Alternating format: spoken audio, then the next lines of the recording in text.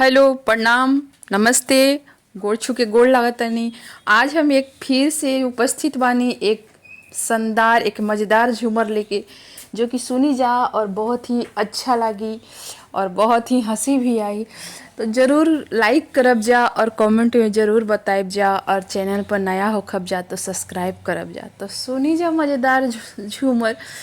ए जी हरियर नींबू पियराई कैसे, ए जी हरियर नींबू पियराई कैसे, अंगना में खड़ा बा बलमुआ बोलाई कैसे, अंगना में खड़ा बा बलमुआ बोलाई कैसे।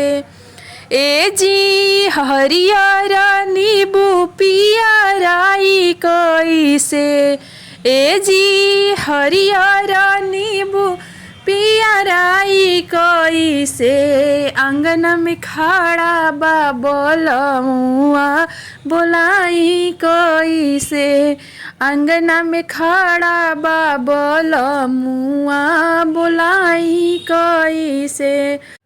ए जी चूड़ी बजाइब तो सास उठी है, ए जी चूड़ी बजाइब तो सास उठी है, अंगना में खड़ा बा बलमुआ बोलाई कैसे, अंगना में खड़ा बा बलमुआ बोलाई कैसे। ए जी हरियर नींबू पियराई कैसे, अंगना में खड़ा बा बलमुआ बोलाई कैसे, अंगना में खड़ा बा बलमुआ बोलाई कैसे।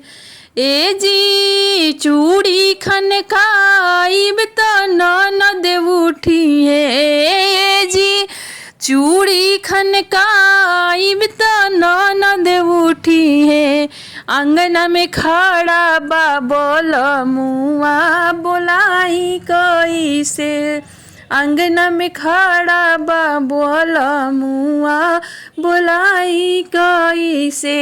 ए जी हरियर नींबू पियराई कैसे, ए जी हरियर नींबू पियराई कैसे, अंगना में खड़ा बा बलमुआ बोलाई कैसे। ए जी कनखी चलाइब तो देवर देखी है, ए जी कनखी चलाइब तो ननद देखी है, अंगना में खड़ा बा बलमुआ बोलाई कैसे, अंगना में खड़ा बा बलमुआ बोलाई कैसे। ए जी हरियर नींबू पियराई कैसे, ए जी हरियर नींबू पियराई कैसे, अंगना में खड़ा बा बलमुआ बोलाई कैसे, अंगना में खड़ा बा बलमुआ बोलाई कैसे। ए जी चूड़ी बजाइब तो गोतिन देखी है, ए जी चूड़ी बजाइब तो गोतिन उठी है, अंगना में खड़ा बा बलमुआ बोलाई कैसे, अंगना में खड़ा बा बलमुआ बोलाई कैसे।